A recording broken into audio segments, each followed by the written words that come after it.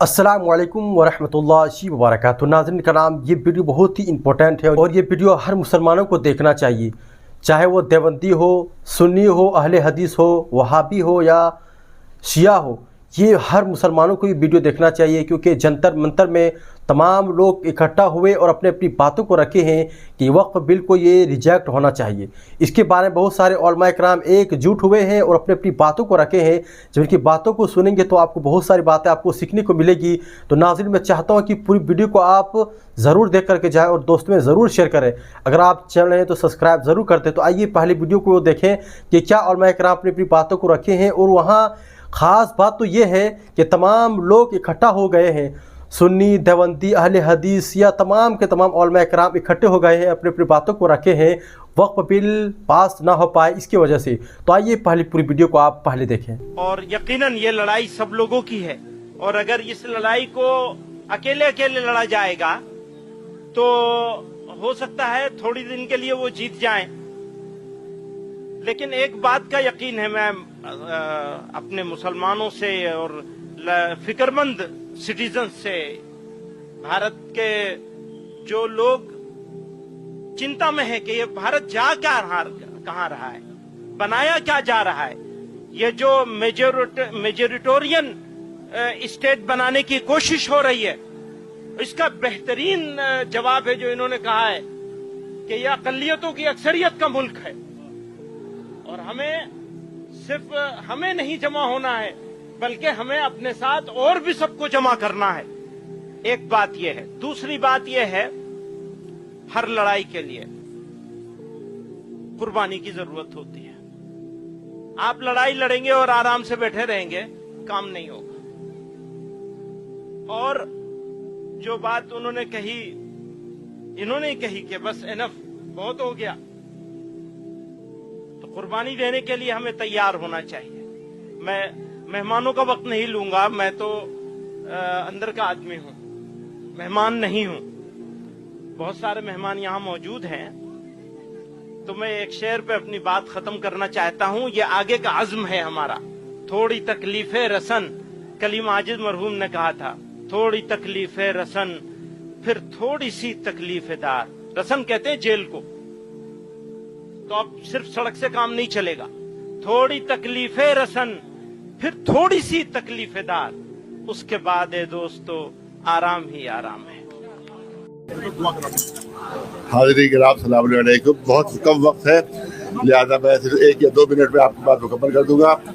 ये कहा जा रहा है वक्फ बिल और वक्फ की उत्थान के लिए और तरक्की के लिए बिल है ये, तो मैं याद करूँगा, मैंने पहले ही दिन कह दिया था, ये वक्फ बिल नहीं है बल्कि सांप का बिल है।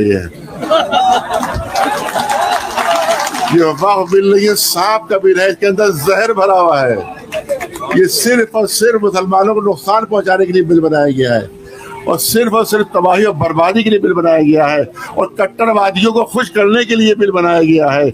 आप याद रखें, इनकी बड़ी गलतफहमी है, ये समझते हैं नफरत के जरिए से इलेक्शन जीतेंगे।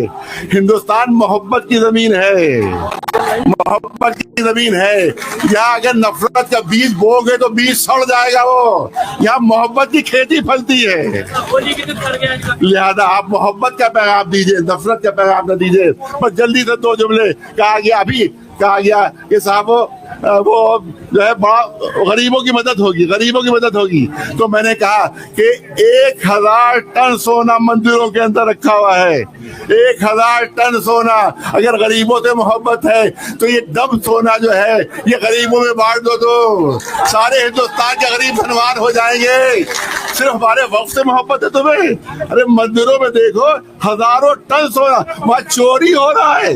400 किलो सोना चोरी हो गया। तुम्हें चोरी मंजूर है, गरीबों को देना मंजूर नहीं है। वो आखिरी जुमला करना चाहता हूँ। ये कहा गया कि फायदा होगा, इस पे एक्ट में ये है, एक्ट में कि गवर्नमेंट के पास जितनी भी जमीनें वक्फी हैं वो गवर्नमेंट की हो जाएंगी। इसका मतलब है कि चोर को चोरी का माल मिल जाएगा। ये कौन सा कानून है कि वो आप चुरा भी रहे हो और कह रहे हो चोरी के माल ही हमारा हो जाएगा? इससे बड़ा नुकसान और क्या हो सकता है? आप अपना धरना जारी रखिए, आप अपना आंदोलन जारी रखिए। सही अल्लाह, कोशिश हमारा काम है, फतह देना अल्लाह का काम है। इंशाअल्लाह हमें फतह मिलेगी, कामयाबी मिलेगी। दुश्मन शिकस्त खाएगा इंशाअल्लाह। मोहम्मद व आले मोहम्मद। सैकड़ों बातों का रह रह के ख्याल आता है। दुनिया की सबसे बड़ी डेमोक्रेसी हिंदुस्तान का संविधान मुल्क के हर बाशिंदे को तहफुजात के साथ अपने धर्म और कर्म, रहन और सहन के साथ जीने और खुलकर जीने की पूरी आजादी, खास तौर पर माइनॉरिटीज के लिए बहुत सेंसिटिव जहन रखता है। इसीलिए मुल्क का संविधान बनाने वाले दानिश्वरों ने 1947 से लेकर 1950 तक ये महसूस की आवाज को दबाने में कामयाब हो जाती है।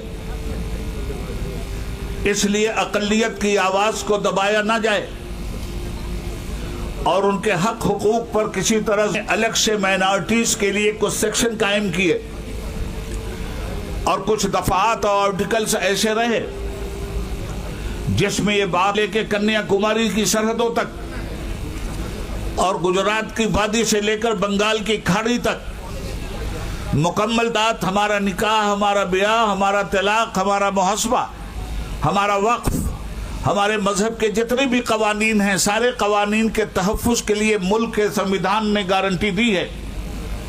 मुल्क में हुकूमत सेकुलर होगी, ये भी मुल्क के संविधान का एक फैसला है। सेकुलर हुकूमत का मतलब होता है ला मजहब, कोई धर्म नहीं होगा।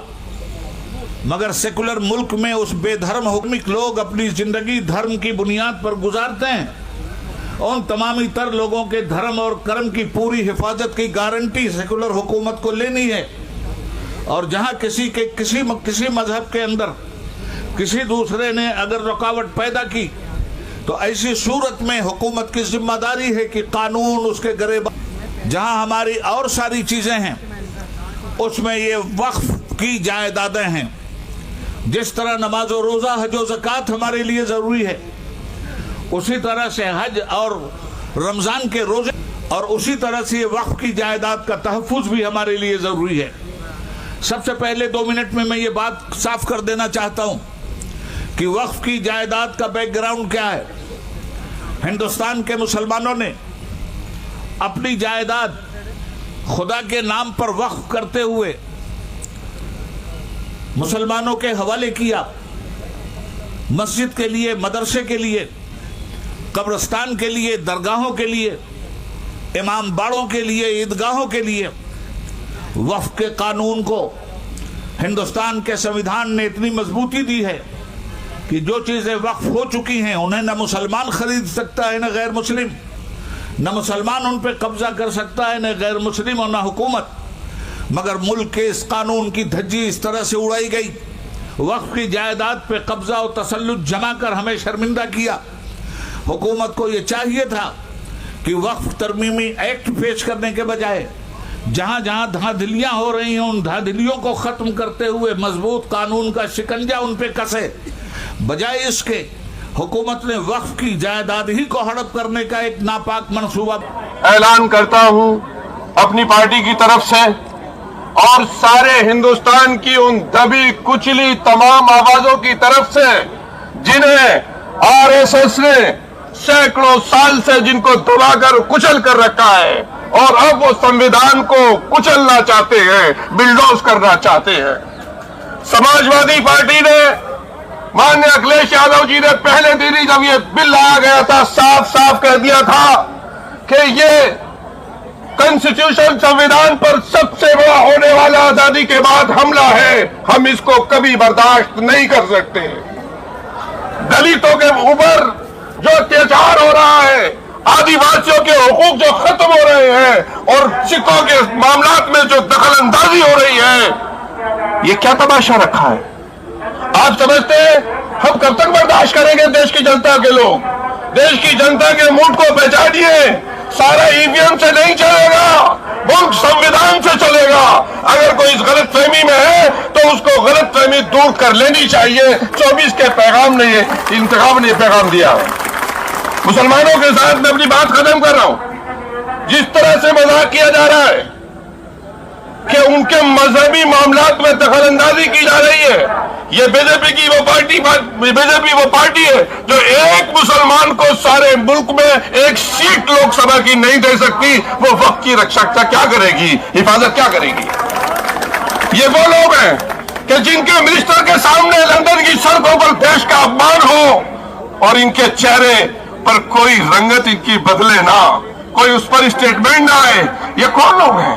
देश की जमीन अरुणाचल और हिमाचल में खिसक रही है जमीन, उसके ऊपर सरकार ने आके बदल ली है। ये सिर्फ हिंदू मुस्लिम इशू को उठाकर लड़ाकर अपनी सरकार को मजबूत करना चाहते हैं।